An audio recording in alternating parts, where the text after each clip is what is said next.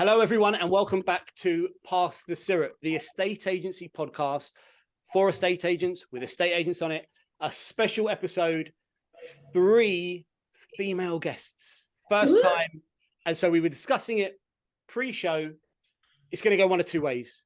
We could have a 6-hour podcast or a 6-minute podcast because sweeping statement, I can rabbit. As anyone that knows, waffle on, and women have got a bit of previous on this subject, but they're also really good at getting to the point. So we're going to try and do an hour, as we always do. Fantastic guests. So today, first up, we have Kesha Foss-Smith from John D. Wood, which is amazing to have someone from, I guess, the world of corporate estate agency, because they're really hard to tempt out. Kesha is area manager, Southwest London, 11 years in estate agency. Really, really pleased to have you on. I think it's fantastic because it's really easy to get independent agents and self-employed guys. To have you on, I'm really pleased. So thanks for joining us, Kesha. How are you? I'm very good, thank you. How are you? I'm good. I'm conscious that you want me to talk slower, and I'm not doing that yet. So I will work on that. Next up, we've got Tania Cannon of Cannon and Co. in Whittlesea, which is really close to Peterborough. Much easier. Peterborough, good old Peterborough. Tania has been an agent for 3 years. Tania also sits next to me occasionally on our directors dinner club once a month. Really great to have you here, Tania. How's things? Thank you. No, it's going really well, thank you. Yeah, good. And like I say, it's good to have that chats in the month as well. It is, yeah. So last time at our directors dinner, we didn't talk about estate agency, or maybe we did for about 5% of our conversation. Let's see what happens here. Also, sorry, Jen, I've just realised I did hear the girl say this earlier. You missed the memo about the I guess me and you have got one uniform and they've got the other uniform. So right? Yeah, that's okay. It's okay. Black and blue. Black and blue. That's all right. Jen Jamieson, Fine and Country, marketing director, Cumbria and South Scotland. Or is Cumbria? Yes. Yeah, okay. I know South Scotland. I just couldn't remember if Cumbria was right. Or North Cumbria or Cumbria. 3 years in agency. Going to bring, I think, a slightly different perspective because you're a marketing specialist, as opposed to thoroughbred estate agent. Thoroughbred. That's probably no. Let's might edit that out. Cool. Anyway, yeah, Jen. Sorry. Lovely to have you on. Tempted you on. Got you on eventually. How are you? I'm very well, thank you. I'm delighted to be here, especially with 2 other females. It's wonderful. It is wonderful. 3 young ladies joining me on a podcast. It's like being at home or being on holiday and getting tortured by my 3 daughters. I really hope I get better control of this than life at home. Let's see. So, as always, we are going to start with the Agents Together issue of the week, presented by Sam Oftley, who runs Agents Together. In case you're unsure, Agents Together is a mentor-mentee charity. Really great initiative. If you would like to be a mentor or be a mentee, and this is not an age thing or an experience thing. I know people that have got 30 years experience that are mentees because they want to learn or develop into a slightly new area. So they approach Agents Together for a mentor. I said it's a charity. It's a free service. It's a brilliant service. If you're interested, reach out to Sam. His details will be underneath somewhere down there where we put all the copy. So girls, I'm going to play his issue. Well, not his issue, but his mentee's issue. And please tell me what your thoughts are on how advice we can offer. Hello, Pass the Syrup guests. Now, my question to you this week is, what can agents do to make sure that they keep improving their skills? It's quite a vague question, I guess. Tania, throw it to you first. What do you reckon? I think for me, I came into the estate agency from a training point of view. So I'm not a traditional estate agent. So for me, that training and support is key. So I think in life, and I've noticed it more in the industry, and actually life changes so much and people change so much. So it's important to keep up to date with all the changes and what's going on. The agents that stand still are struggling, and no doubt about it. And that's why I came in, because agents have been in post like 20 years and things, not done anything. So there's lots of skills, and I think that's what keeps me interested instead of getting complacent and bored. So I like podcasts, I think are great. And from great everyone else, it's actually making me get out and about a lot more because I thoroughly enjoy them. Do you know what I mean? Like I actually bike now around the town just to listen to a podcast. So I think it's recognizing the importance of improving and not getting complacent. So I think this is such a good topic. Okay, good. Yeah, completely agree. I do the exact same. I cycle to and from the office every day, about 10 miles. And so I get through quite a lot of podcasts. What would be your recommendation for a podcast for agents to listen to? So I listen to quite a variety. Obviously, Christopher Watkin, we've got those. So he literally, I would have been lost without him to set up and kind of got a list on my Trello board of things to still put in place and different things. I've got, is it the AJ Mastermind? I listen to them as well, the Ashdown Jones. And then I also listen to a lot of the American ones. There's, I don't know the names of it. I think it's the Harris ones. Every day they do a coaching session. So yes, it's American focused, but there's so much. So I literally go through my list and link in as well. So yeah. Nice. I love Good recommendation. I love the American, like, I love their coaching style because it's just so positive, and I just think we need more positivity in our lives, particularly in the UK, where no offense to British people, but they can be so negative. So bring more of the American coaching, definitely. Yeah, I think that, so as opposed to positivity, what I see from that, I mean, they are positive, but their energy is just different. They just, so I like, so my favorite is Tom Ferry. From an estate agency perspective, for me, he's the best coach, and his business is the best coaching business for estate agency perspective in the world.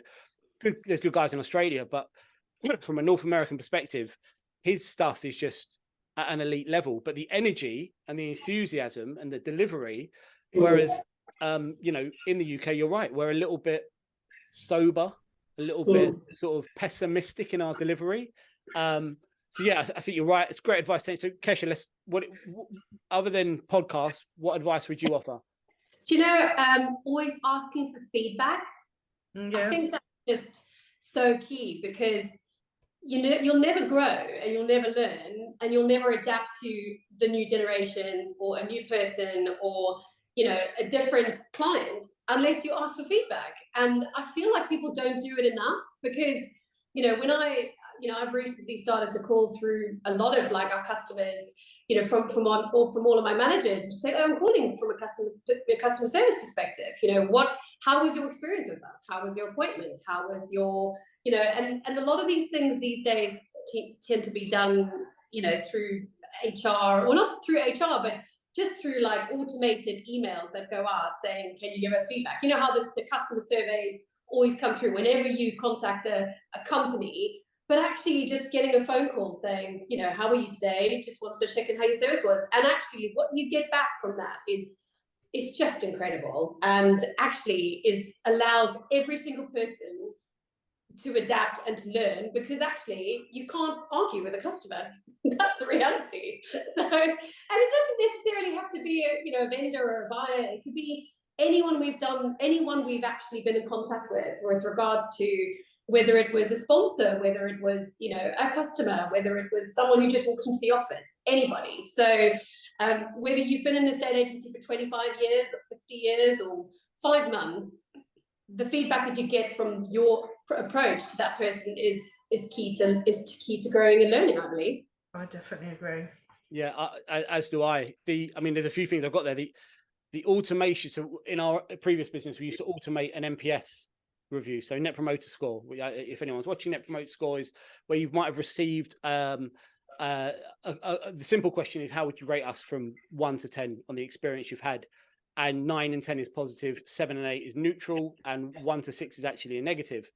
And we automated that in our business. And you're right, the automation, it doesn't work, because you're just that one standalone score. The score is based on how I feel today, not the experience I received yesterday. And so, you know, I've just had a car crash, 1. I've just got some bad news, it's a 1. Or I've just won the lottery, it's a 10. You know, but actually speaking to people, having that conversation, it's absolute gold. And I think tying in the feedback on the opposite side of it is, and I hear this so often, like the amount of times people say to me, oh my God, you've done an amazing viewing. And no disrespect, I don't know how I can do an amazing viewing. You're talking to people, you're showing people around a house, it's not difficult. And that's what I really struggle with the industry.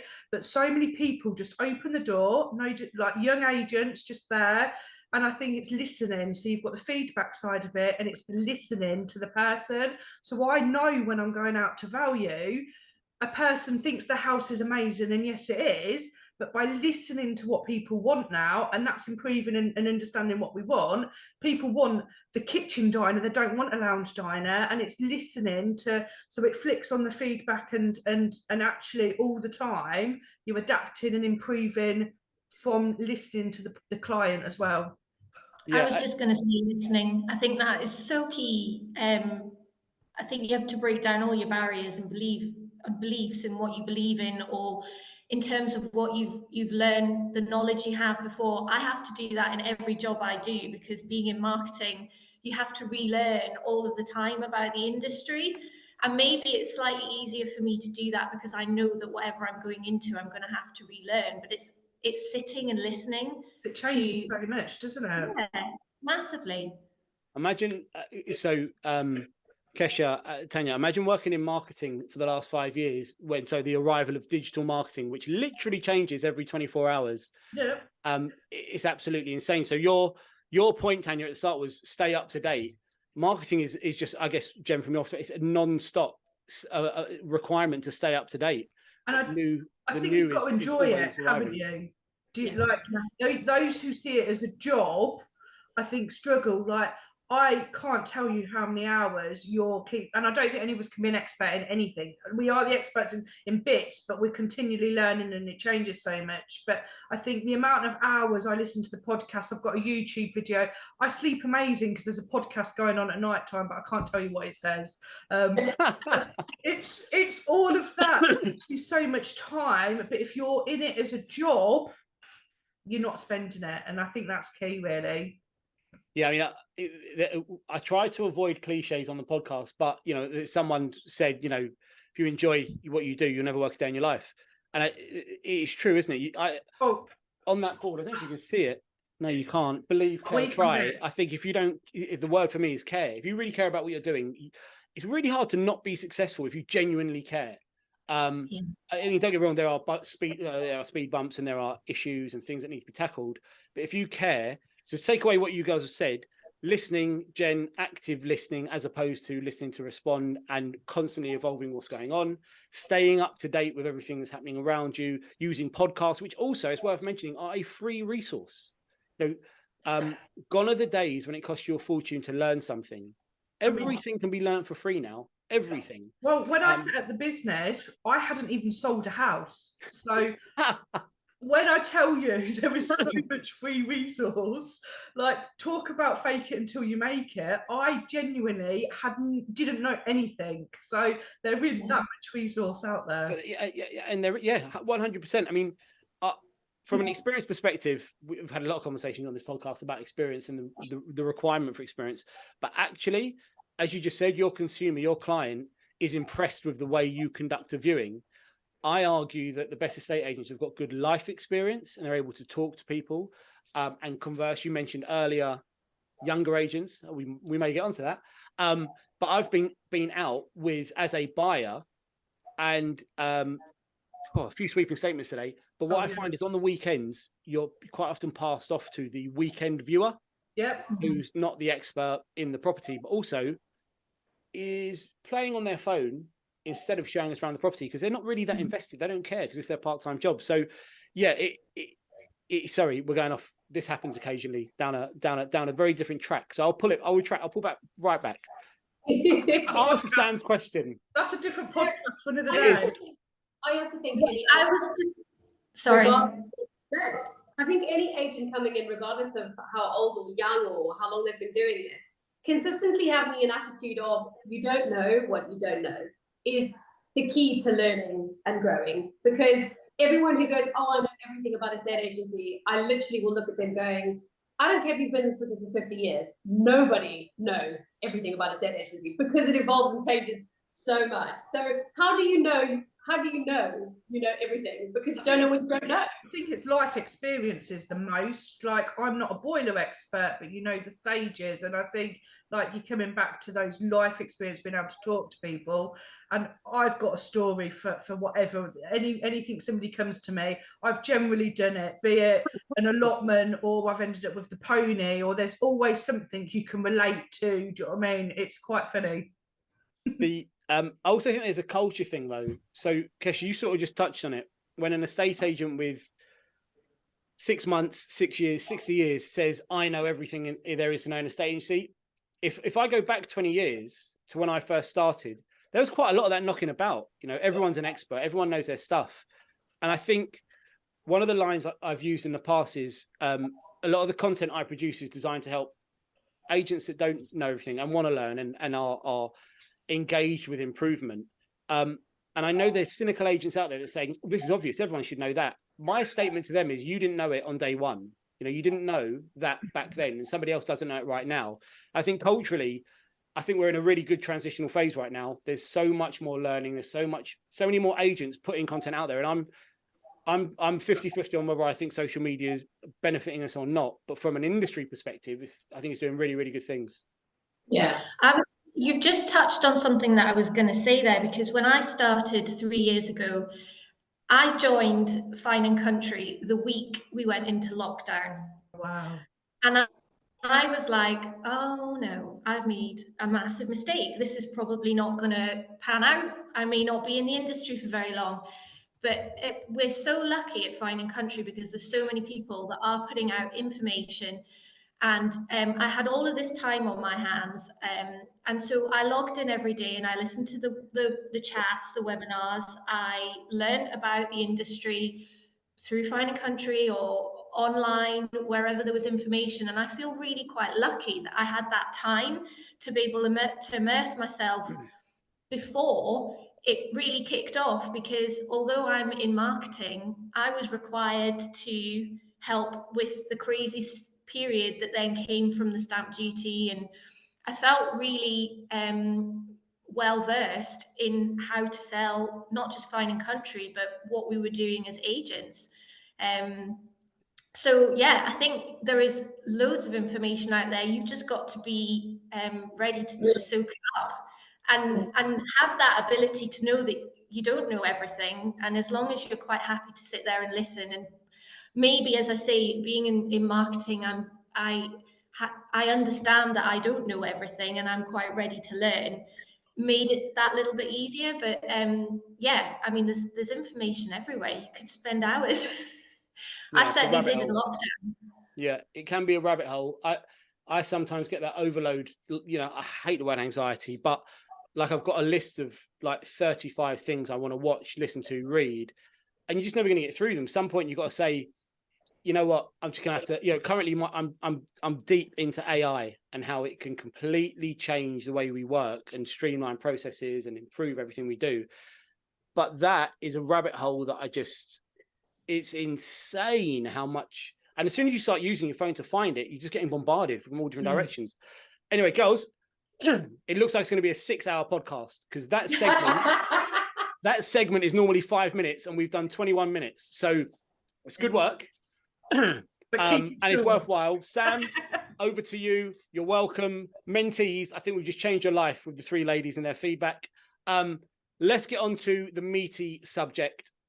So this is a request because we've done some podcast episodes where we've covered sort of something in a similar area. So the request is to ask 3 fantastic estate agents what they think about the changing working relationship, maybe with a business and new entrant estate agencies. Specifically, they want to talk about Generation Z. Oh, I nearly said Generation Z. Why does that happen? Jay-Z, what has he done to me? We don't have a Z in this country. We have a Z. Generation Z. Sort of what we're talking about is sort of early to mid 20s. The new, I guess, wave of estate agency theory coming in. And the question was really, what are we seeing in terms of their work ethic, their approach, and what they want out of the role? Are they looking for careers? Are they looking for remuneration? Are they looking for job titles? Are they looking for different working styles, techniques? So you've all got very different backgrounds from a estate agency perspective, which I think makes this actually perfect. So, Jen, I'll start with you. What would your feedback be to answer that really vague, open-ended question? How are you finding your interactions with the slightly, I guess the new way, I could say slightly younger. It's not, three ladies, not younger girls. But the next generation of estate agents, what are they looking for, and how are we finding their work ethic? I think was the crux of what this person wanted to get to. Well, I am lucky enough to actually have a 21-year-old and a 22-year-old working in my office with me. And so I feel like I'm really well placed to answer this question. They are fantastic. And I would have had, a slightly different view on this possibly before I started working with these girls. Because, there is a bit of a thing about the younger generation maybe not having the best work ethic, but the girls that I work with are absolutely fantastic. And I think I read that article and it was really interesting. I think they do have a very different way about thinking about work and the culture that is within the office. And I think it brings a really refreshing sort of atmosphere to what we're trying to achieve here, particularly at Fine & Country. They're really great with the techie side of things, but they're also not scared to say when something is not right and not good enough. And I think that's fantastic, because I don't think necessarily that over the years I have been strong enough with maybe employers, or I think I've thought that, well, if those are the rules and that's the way it's done, that's the way it is, and you just have to get on and deal with it, and maybe not always be as happy in the work environment as a result. Whereas I'm noticing that the girls I'm working with, they're not bullshit about it and they're not being difficult, but they quietly work a way to think about how they can resolve that. And I watch them and I think that's fantastic. It's great. And maybe it is that we talk more openly about mental health and how that impacts people. If that's the case, then I think it's having a really positive impact, because I can see it in their work. If there's a problem, they deal with it, they move on, they're happier. They're certainly very easy to get on with as well. And I think from our business point of view, for the future and the way that we're progressing, they are the key, I pass all of the social media and the girls just sit there and they soak it up. So I think it's fantastic. From my point of view, it's really positive. And I think, like you say, we've changed as well, and made it more open and different things. I think we've got different things in life now, and I've got different. I think there's different elements of it. I think there's certain Gen Z type things where you see about the silent quitting and things like that. So you either get workers who are wanting it. I had slightly different this week, or a few months ago, where I employed a A-level, 18, 19, 20, I think he's about 20 now. And he was so het up on his job title. And for me, I've done that. I've done the being employed. I've done the progressing to the job titles. I've done everything. And he's actually gone to a different company because he's got this job title. And I'm like, you can honestly be called whatever you want to be with me, because a title doesn't impress me. It's about how you work. And I think for me, I probably need to focus on it a little bit more.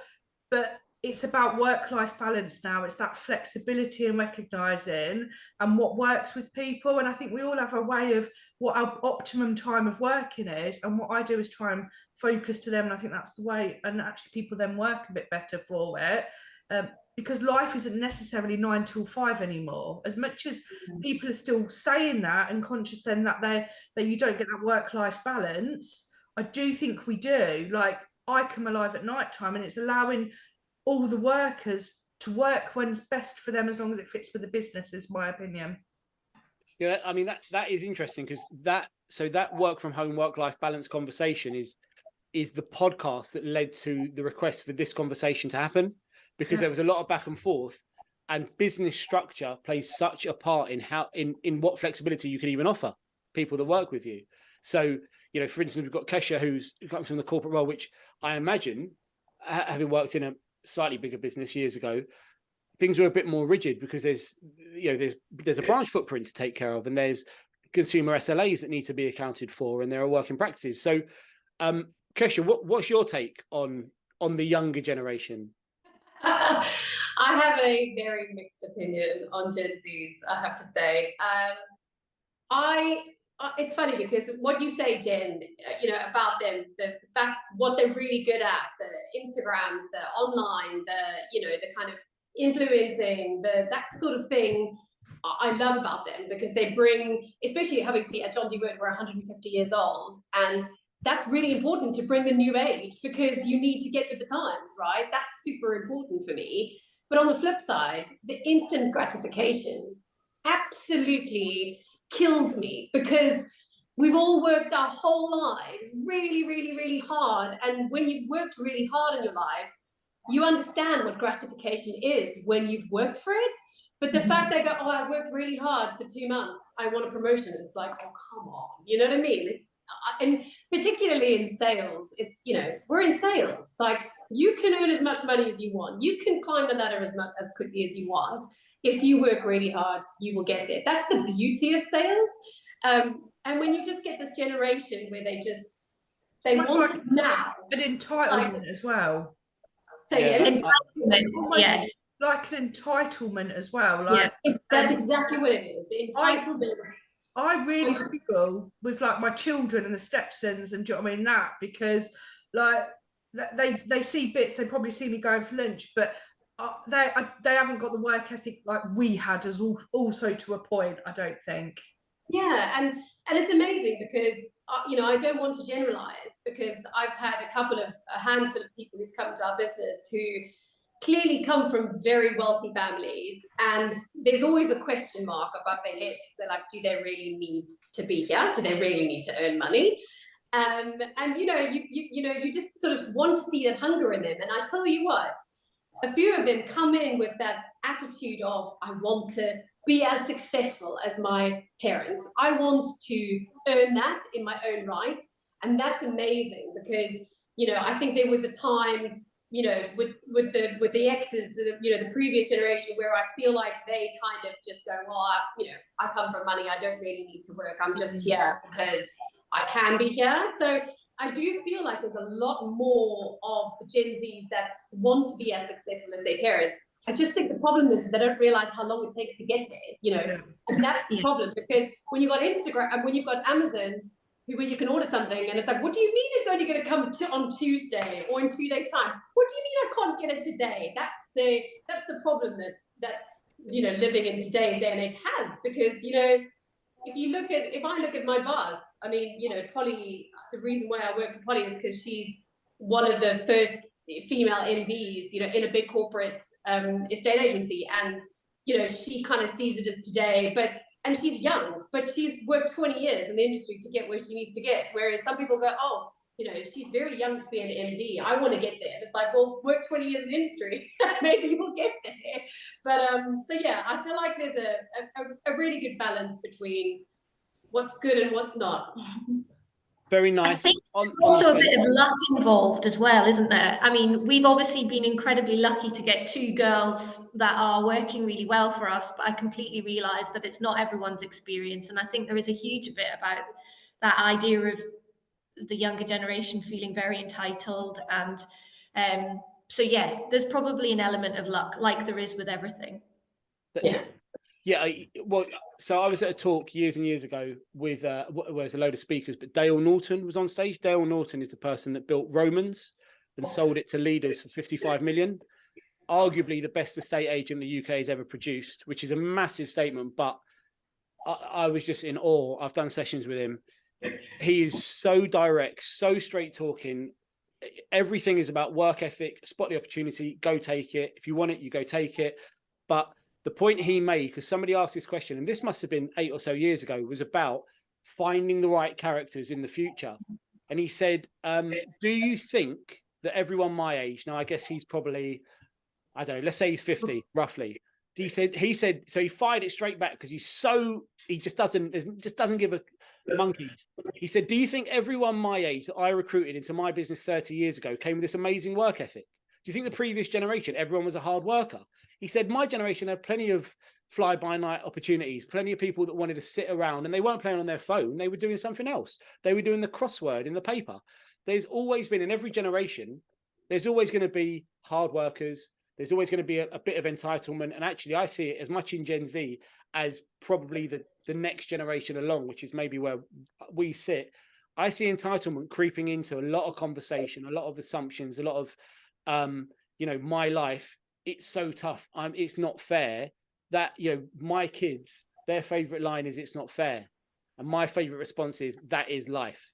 Life is not designed to be fair. The instant gratification thing, I'm the first to admit, it's got hold of me. The TikTokification of life. I want to be entertained in 12 seconds. Everything has to be 100 miles an hour. Where I might have watched a training video that was an hour previously, now I have to watch it on 2 times speed to get it knocked out in 30 minutes.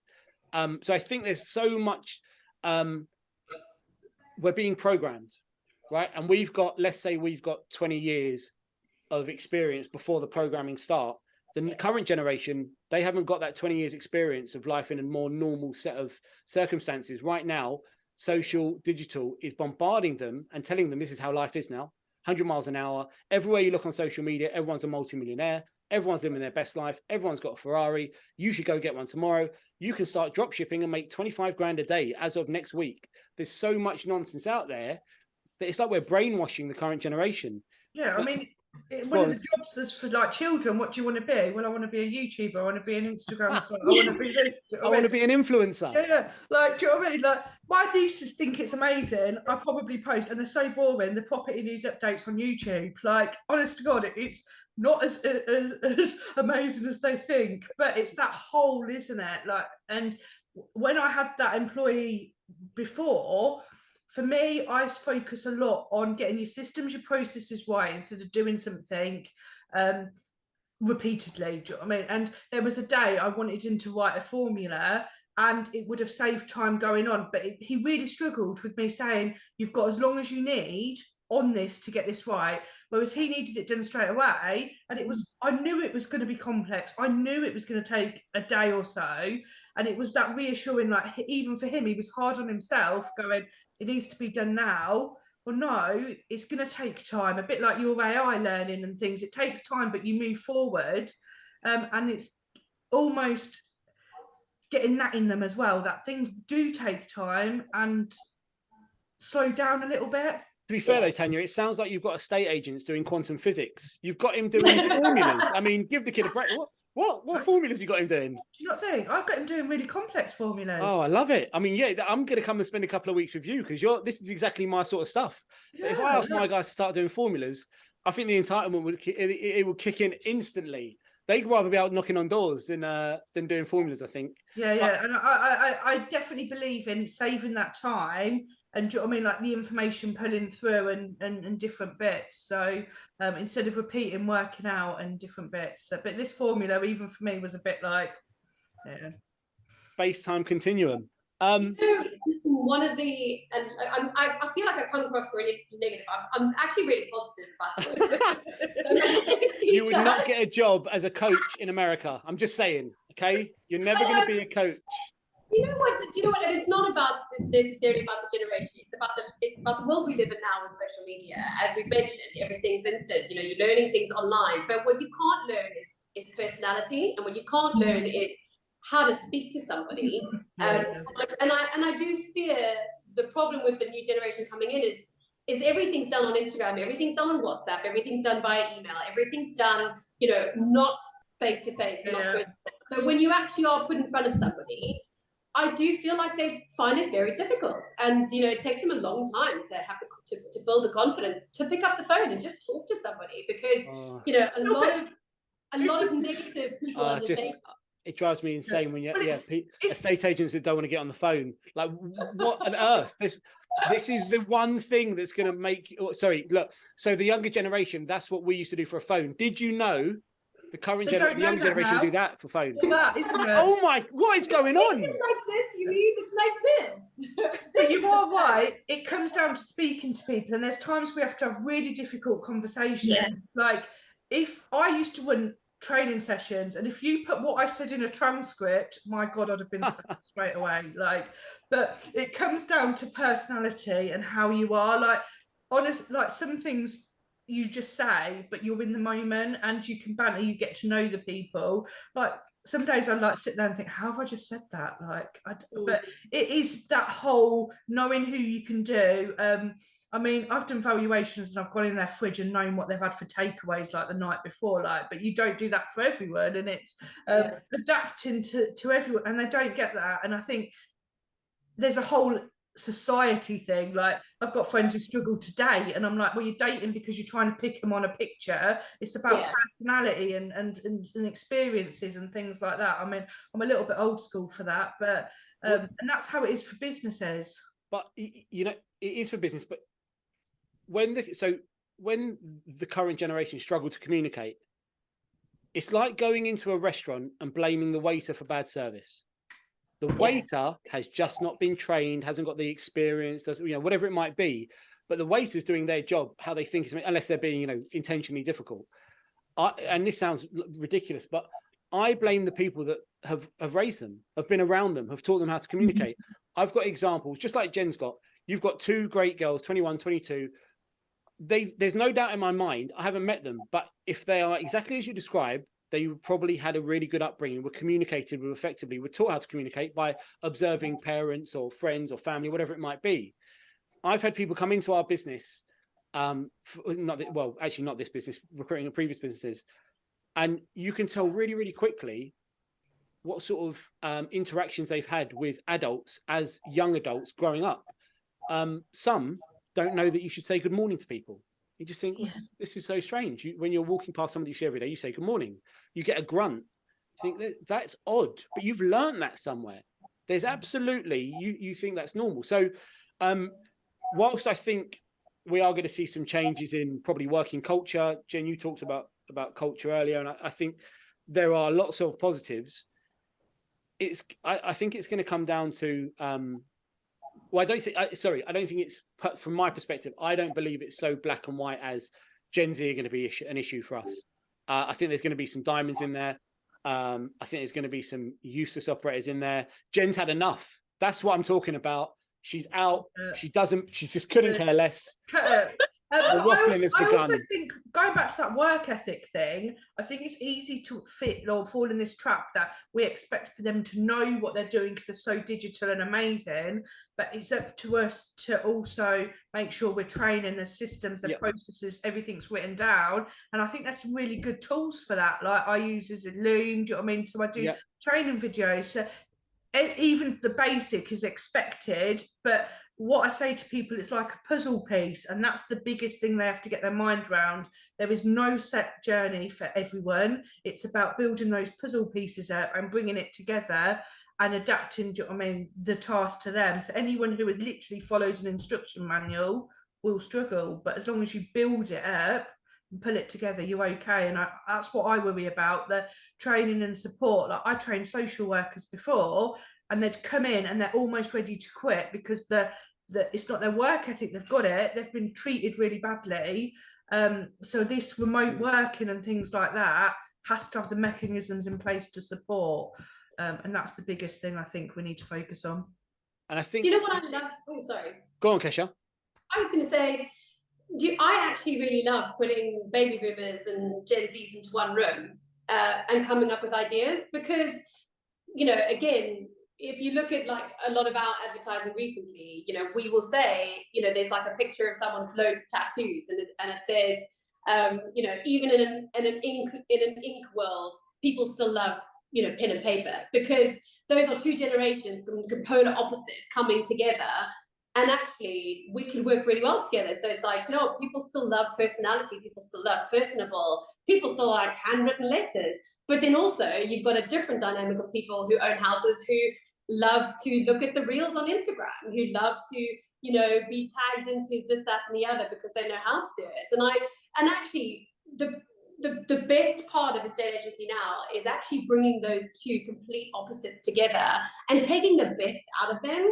That's what I I feel like, I totally 100% believe in, in working from home, because I get so much done from my admin side, and every single salesperson has got admin. If you gave them half a day or a day at home, they would get so much more done in that day than if they just work at the office between 8 and 6 every single day. I don't believe in that, attitude, but equally, it comes with respect, right? It comes with knowing that you're going to be able to do that at home, because you've got the self-discipline to be able to do what needs to be done and not get, caught up with Instagram or PlayStation or whatever the case is. And that comes from learning and obviously, building trust with your employees to be able to bring that together, really. Whereas if I look at estate agents, who've been in the business for 50 years, when I talk to them about being a full-time mum, and I'm also a full-time, I'm a mum and I'm a full-time estate agent, they're like, how do you do that? I'm like, well, because I make sure that I plan my day. It's like, they come from a different world, but actually bring the best of both, and we can get very excited. Yeah, completely agree. Planning. It is funny. We had another podcast episode where we were talking about how to structure your day, your week. Actually, it was an agents together issue. How do I better prepare? And one of our guests said, just shoot from the hip. That works really well for me. And I was like, oh man, I'm not sure that's the best advice. Everything works differently for everyone, and I get the most done, working in that way. And we don't have a confrontational disagreement, but there's absolutely 100% no way you get more done just taking things as they come. But yeah, completely agree.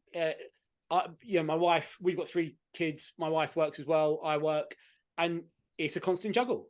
You've got several estate agency businesses. This podcast and agents movement is becoming like a full-time job. But yeah, as long as you're structured, disciplined, and focused, and of course you look at your diary and make sure you prep for your 11 a.m. instead of your 1 p.m. You're solid. You're absolutely solid. I like it. It just shows we're all just human, and you're just like us. So yeah. that. You know what, Tanya? You've just wounded me there.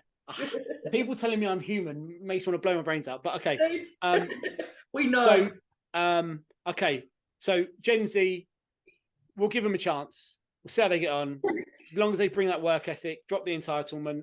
And I think the other thing to consider is, it's not much of a headline to say Gen Z workers are brilliant and really good at what they do.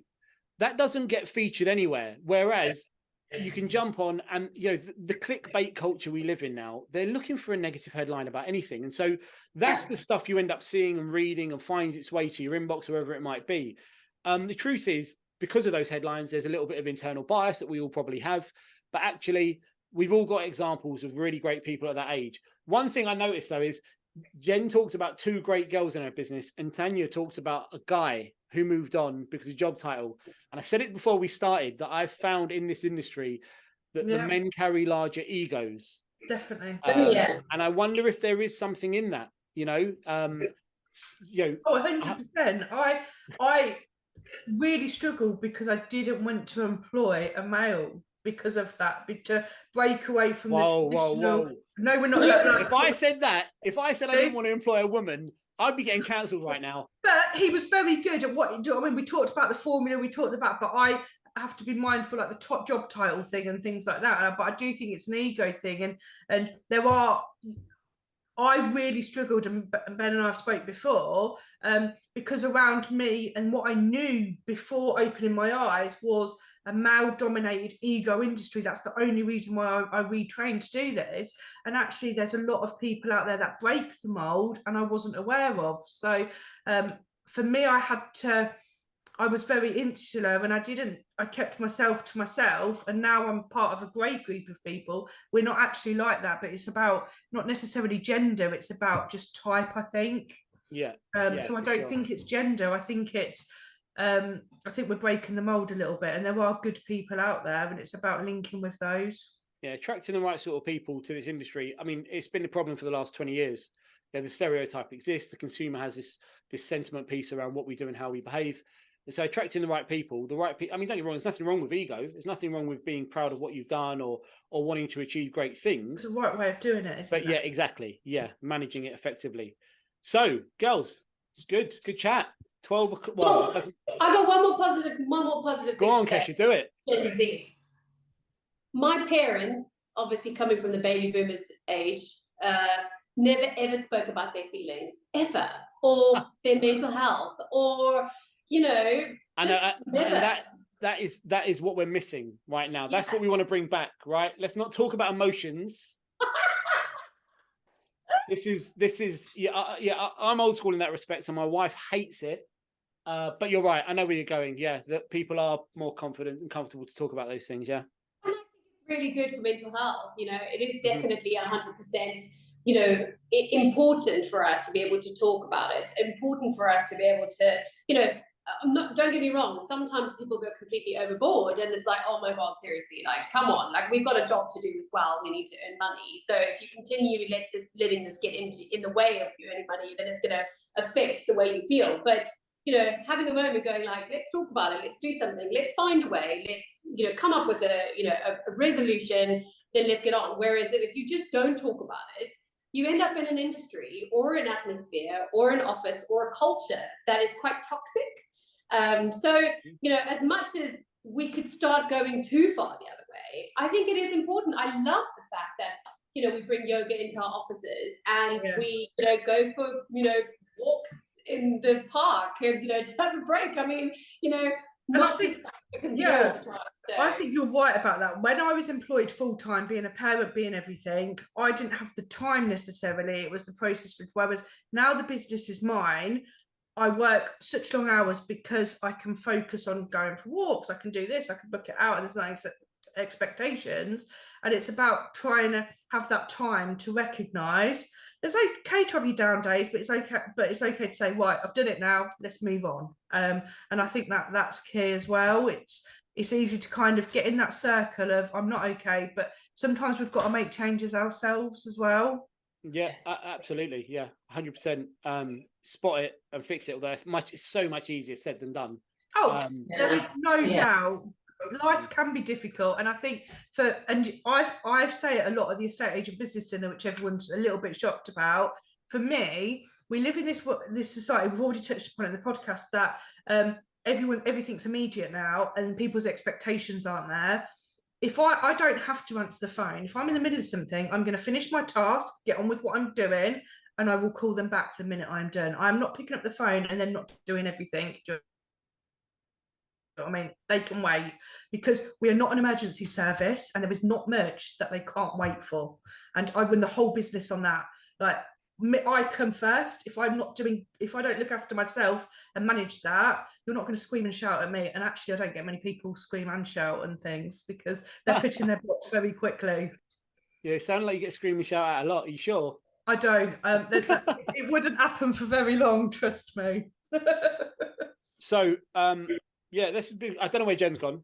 She's left Internet us. Problems. Clearly, or she needs to get her tech savvy 21 and 22-year-old involved to fix this for her. But yeah, one point she made that, Kesha, you really just touched on, is that the girls in her office are happy to bring things to the table. I broke down the word outspoken, because the younger guys I work with are very outspoken, and they sometimes aren't. It's almost not appropriate when they bring some of that conversation up. There's a time and a place, and the conversation is fine, but not in the middle of a sales meeting with 12 people.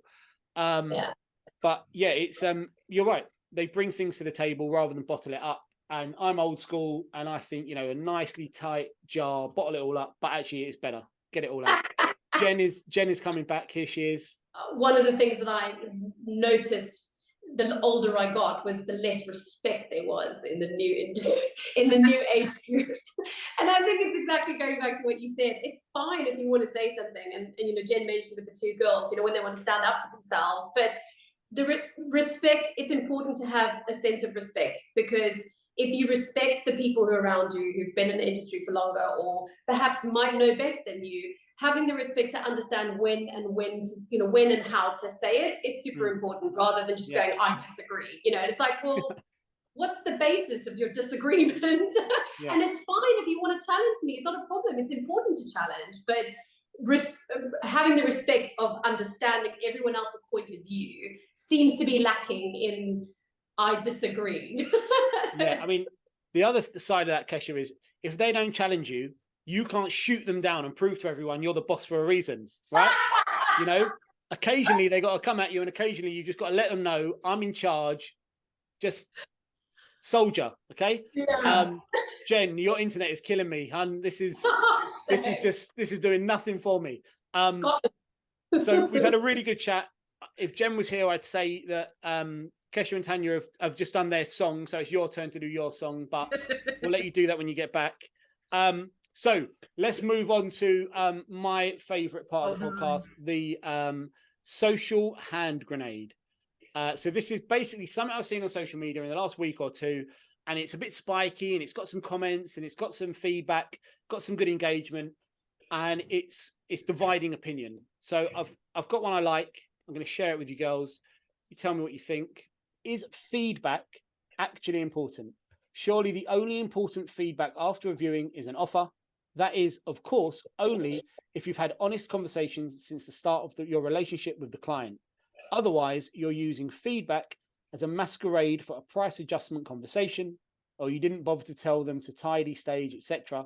prior to listing. The way I explain feedback to sellers to a point is, we obviously ask for feedback. Sellers do get frustrated if they don't get the feedback. Thankfully, we get quite a lot.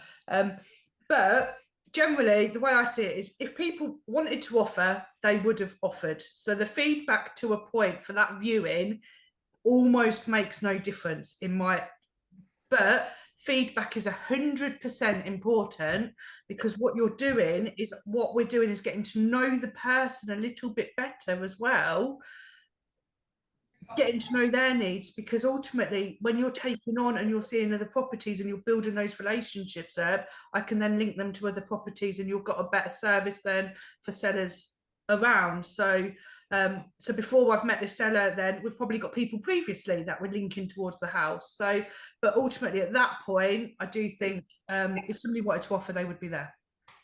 Okay. So does that make sense? It's important because it's an opportunity to build stronger relationships. Yep. Get to know the needs of your client, potentially with their onwards. But actually, the term feedback, genuinely giving feedback on what the prospective buyer thought of the property, not so important. Not so important. I get it, but when I've got a list of feedback, do you know what I mean? Like that, I update, we get. So feedback's important for me if I don't do the viewing, because I need to understand what's gone on at the viewing. But actually, in the sense of an offer, everyone has a different opinion. So I think the feedback is only important if everyone was consistently saying the same things. And it's where you get that, in my opinion. And I do review, and my feedback processes, I spend a lot of time on, and actually, so I'm not saying it's irrelevant at some points, but if somebody wanted the house, they're going to offer. Okay. Jen, are you back? Jen, can you hear us? It looks like Jen is actually sitting next to me, doesn't it? Similar backgrounds. Yeah. Jen, come here. No, she's not. Okay, Kesha, what do you think? Feedback important? I would like to rename feedback, the term feedback, because it's not like when you go into, oh, your house is too small, your house is untidy, whatever the case is. It's not. It's a touch point. That's what it actually should be. And absolutely 100%. Touch points are the most important thing in our business, because if I was a client and I instructed you, Ben, to sell my property, if you didn't keep me updated on what you were doing, I would just think you were not doing anything, even though you were doing loads of things probably and took the photos and stuff. So I feel like if you renamed it touch points, oh my God, yeah, we would do it a lot more often. So the touch point after reviewing is, thank you so much for being so kind in tidying up your property today. They didn't like it, or they preferred something else down the road because it's cheaper. So yeah, it's price related. It absolutely should be price related, because your kitchen is only too small for somebody if they've seen something at the same price with a bigger kitchen.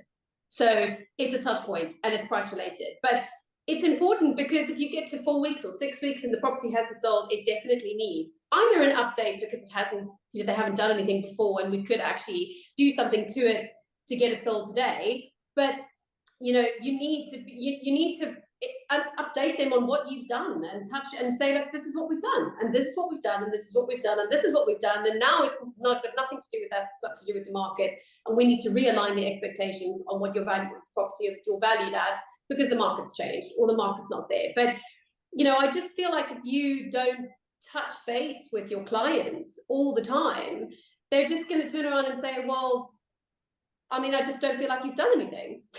Because then it's still in your office. Do you know what the biggest complaint in the world of estate agency is? Consumer to estate agency.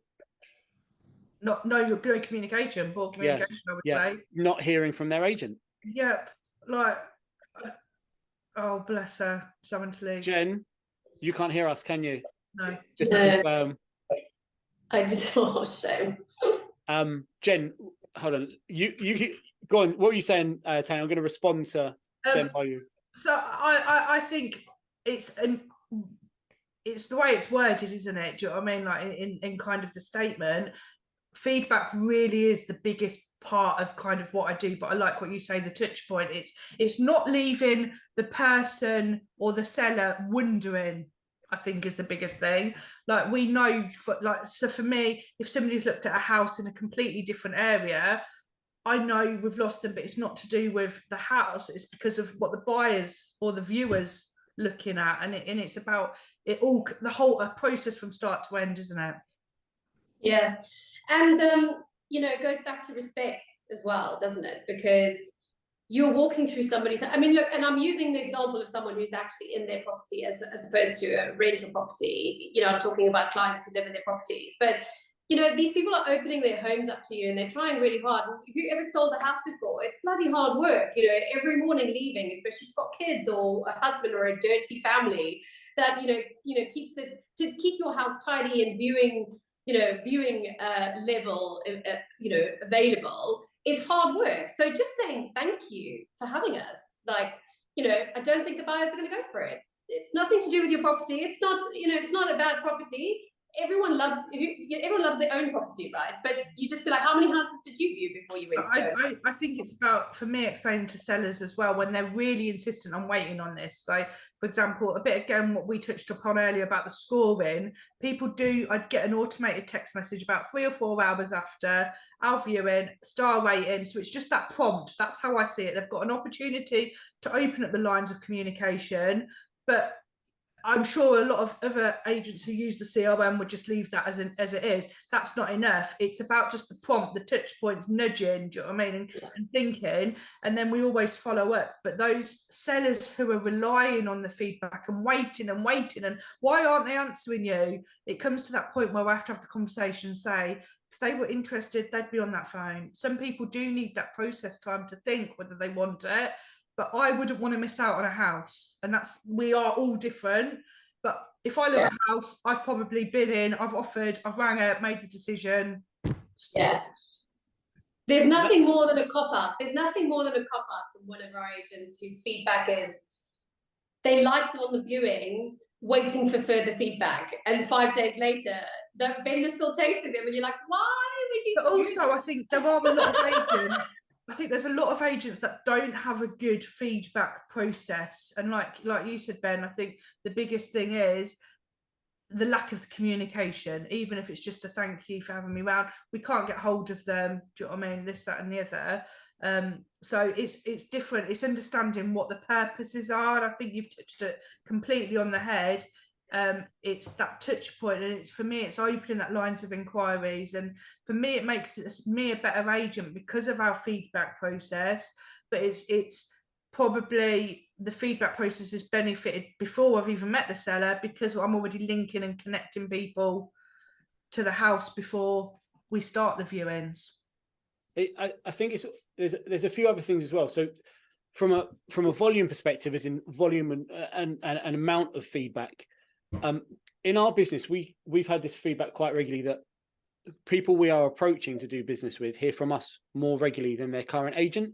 Yeah. So the reason the complaints are so thick and fast around this is because, as it happens as a social media post, people have engaged with it. But the truth is, feedback is not something that's taken seriously in this industry. Touch points, communication, speaking to a client, that you've brought to market, and after 3 weeks they haven't sold after you told them the price is right and there's people queuing up to buy it. You know, the standard approach to listing a property is we have someone who will buy this really quickly. That tactic will shoot you in the foot if the market is not moving in a positive trajectory or you get the price wrong. And so there's a lot of fear, I think, around calling that consumer and having to have what is perceived as a difficult conversation because maybe I got the price wrong, or the market's not doing what I said it was going to do. Or I said, put it on the market in August and sell in isolation rather than competition. And actually everyone was on holiday in August and we haven't sold for you. So there's a lot of, you know, fear it's a bit of a cop-out, and it is a cop-out completely. And I sat, and for me, it's about managing buyers and sellers' expectations. I hate or dislike the corporate agents that ring at people and go, do you know what? I've got a buyer for your property. Do you know what I mean? What you mean is you've got a database full of people until you take. But let me caveat though, that's not a corporate tactic. That's an estate agent tactic. I suppose it's just a tactic, but look, that's what we're used to. So, but until I had one recently that I was sure, from what we've got to know, she's done about 15 viewings with us. I thought this house would have been for her, and actually it wasn't. And I don't think anyone can guarantee that a house is for them. So what I try and say to people, and it sounds like a cop-out, there's no right or wrong for anything. All we can do is say, from what we've seen, this is what we think. And it looks like we don't know what we're doing, but actually I'd rather manage their expectations than say, we're going to do it like this and justify it. But that's not guaranteed to get you the results. All we can say is we've tried our best. Yeah, I mean, look, you put your best foot forward. If you do your best work, if you do everything exactly as you should, if you know everything represents best practice, then your chance of success, your chance of luck goes through the roof, and you need a little bit of luck on your side. But back to the original post, and I'm conscious that it's now, we've got 10 minutes left, girls. And even where one person short and used to still are managing exceptionally well with volume of content. So yeah, I like the touch point thing. In my view, I think feedback has worked really, really well in our business. We're quite extreme on the touch point. We're a low volume model and a touch point led business, if you like. And you know, I've got an example, and this is a really one-off example that actually occurred over the summer. That someone said they're going to make an offer on a property when they come back from their holiday. We said, yeah, of course they are. You know, what you want to make this property. You viewed it 3 times over the last 2 to 3 weeks, and now you're disappearing for another 2 to 3 weeks. You're going to make an offer on the property 6 weeks after viewing it. And sure enough, they did. And so that, you know, there are lots and lots of instances where the consumer needs to hear specific things that are going on, as long as they're legit, as long as they're, I don't want to get into a cliche here. They add value. They don't need to add value to the conversation. They just need to be what the consumer needs to hear. This is what's happening right now. This is the truth around your transaction or your lack of transaction. And this is how we need to get you to the transactional stage. But we've got 9 minutes left. And we've got another section to get through. So, girls, thank you for your social hand grenade comments and feedback.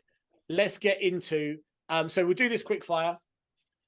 Favorite agent, worked with, you know, don't say me, some you've seen from afar, whoever you fancy. Sorry, when I say fancy, I don't mean whoever you fancy saying. Great piece of advice for agents right now, maybe something that's working for you or what you'd be encouraging your team or your people to work on. And then just a 30-second snippet, what you see for the rest of the year, positive, negative, unsure sort of outlook. Tania, you want to kick us off? So for me, I struggled with the agent thing because I try and keep away, but I would say Angi Cooney from C Residential, who I met through the estate agent business dinner. So there's so many different people that I could have picked, and she's the one that has supported and says, do you know what, if you want to take something on my social media, please do. She does exceptional, and she's taught me then one of the things I think that will help agents at the minute, and amongst kind of the Stephen Brown and everything, is just be consistent at the minute. Yes, it's slower, but actually keep that consistency up. So I've probably slacked the last week, but it's the social media post, everything, and it's keeping that, and that's what will keep the results going, I think, for me, really. How I see it going, I think, because I only focus on my town, I as an estate agent, the practices are everywhere, but I only focus, I think the radius is about 5 miles of that I cover. It's really so small. So for me, the way I see the market is I've seen a lot of agents significantly reduce the pricing, which I'm really struggling with at the moment, because they've not got the skills and the training to keep up to date with the times. Do you know what I mean? So that's all they've got in their pocket, like thing. So I think it will look worse for us as the price reductions, but me as a business, as long as we can communicate and keep and explain the data on what's going on, I don't see it reducing as much as people are saying. I think people will always need to move, buy, sell and things, and the town will carry on and go quite well, really. Good. I mean, so Angi, obviously I know her well, spoke to her last week. Consistency is it comes up quite a lot. What you find is success leaves clues, and the agents that come on the podcast are good at what they do, and there's a lot of the same stuff gets repeated, which is important. People say, repetition is how things stick. I was just, while she was talking, I was trying to look up who it was. I'm pretty sure it was the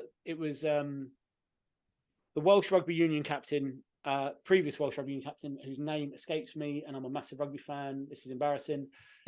And he was asked a question about how do you get to the top of the game? How do you be, captain of an international rugby union team? And he said, I asked the audience, training regime. So these are all rugby enthusiasts. They all play the sport. I said, who's followed a regime religiously for a month, every single day, stand up? Everyone stands up. Who's followed it for 6 months? Some people sit down. Who's managed to follow it for a year? People sit down. 2 years, people sit down. Who's done it for 5 years? No one in the room. And he said that if you want to be the captain of your international rugby union team for 5 years, every single day you followed a routine.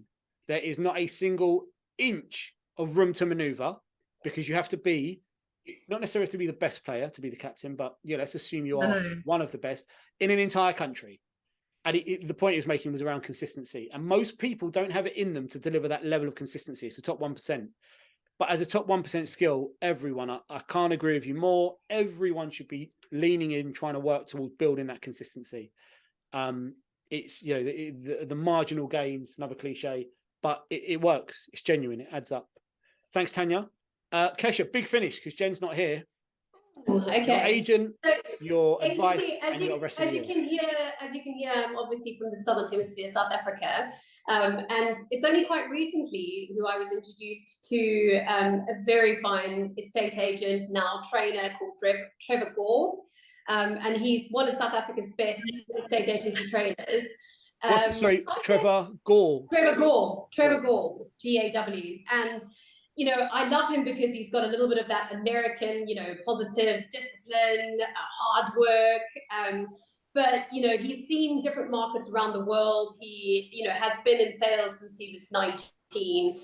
And what I love most about him is that regardless of what happens in industries and things like that, it's exactly as you've just mentioned. It's about discipline, and it's about practicing that discipline day in, day out, and having focus on what it is that you are doing that will lead you to be successful later on. And I'm a massive believer. I literally follow all of his talks and watch his training and try and soak up as much as I possibly can. So definitely worth you taking a look at. And advice for all other agents, I would say honesty. Honesty is what will make you more respected in this industry, regardless of how you feel or how it makes you feel about being honest. And that's not just about, I'm not talking about like hiding offers and stuff like that. I mean, just being honest with your clients, being honest with your negotiators, being honest with everybody around you, because there's no point in saying you can do something and you can't do it, because as you mentioned earlier, everyone will just be disappointed. We need to lead people down the right path in order for them to understand that this is what they need to do in order to make money, or this is what they need to do in order to sell a property, or move today. So be honest. And 2023, well, it really excites me, the rest of this year. As many of you know, obviously we had the trust budget, and for London particularly, that had a massive impact on the last quarter of our business last year. And as much as things have changed and the markets have changed, I really love the fact that we've gone back into an area where people are moving because they need to move, not because they can get today's record price. And if there's a motivation behind moving, as long as we get the strategy correct and work on that strategy between us and the clients on a day-to-day basis to help them move, I love the most about my job is helping people move. That's obviously I love money, but helping people move. Wow, you're starting to sound a little bit like Generation Z. I'm here for the move. When we get that feedback and they say, you've changed my life. I've got more space for my kids. I have moved closer to work, so I don't travel 2 hours. Whatever the case is, allowing people to do that. So, I'm really excited for the back end of this year because I just feel like there's more motivation for us to help people move. And when there's more transactions, we're all happier. Yep. The tire kickers have disappeared. It's people out there doing business or doing viewings that genuinely want to do business. People coming to market that have got a need and a requirement, and so they're genuine. They're not testing the market. I mean, there's still some of it, but there was one word I just want to pick up, which for me is the number one skill, and it's focus. Most people have a complete inability to focus on a certain thing at a certain time. I struggle with it. I have to lock myself away in a room to get that focus. If there's things going on around me, I get pulled into them. Maybe Trevor Gaw is, from a discipline focus perspective, that for me, the best people I've ever worked with have this unbelievable talent for just focusing on what needs to be done right now and blocking out everything. And I think it's a learned skill. So, great stuff. Jen, can you hear us? Yeah, sorry, I had a bit of a technical difficulty there. That's okay. I fixed it myself. You didn't get the girls. You didn't get your 21 and 22-year-old tech-savvy girls in to support? I stayed calm. I thought about it. Do you know what I did in the end? I turned off the computer and I rebooted it. Of course, standard. If all else fails, unplug and plug back in. So, Jen, I forgot to say this at the start when we were doing the prep for the podcast. At some point throughout the podcast, everyone has to do a quick song. The girls have done theirs when you're away. You're okay to do yours now? No, that's definitely something I've learned in agency is never to believe. Me. Okay, yeah, great, nice. Love you too. Right, Jen, you've got 30 seconds to wrap us up. Your agent, your great piece of advice, and your outlook for the rest of the year. Okay, so my agent is Sam Ashdown of Ashdown Jones. I think Ashdown Jones was mentioned earlier on with their podcast. Sam is fantastic. We're friendly. We obviously live close by. They get some great properties in the South Lakes. They're real stunners. But Sam is somebody that what you were just touching on there, she's very focused. She's very focused on her business, but she is very focused on her people as well. I think they run a really great business. I just love following what they do. So my advice for people, agents, is don't overpromise and then underdeliver. That is one thing that I've definitely, watched. We pick up quite a bit of secondhand property from other agents where their biggest feedback seems to be lack of communication or overpromising on things, and then it's the smallest stuff like just not communicating. People just want to understand what's going on with their house. They don't necessarily need it to sell it in 5 minutes, but if people aren't talking to them, then that's when anything starts. So Jen, just so you know, for the time where you couldn't hear us and say anything, we spent 15 minutes talking about feedback and that people want communication. So people are going to think this is set up, and some people are going to be thinking, what is going on? Haven't they just talked about this?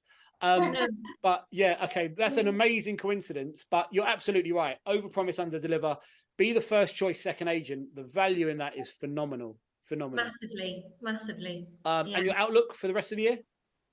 Well, I'm a naturally positive person.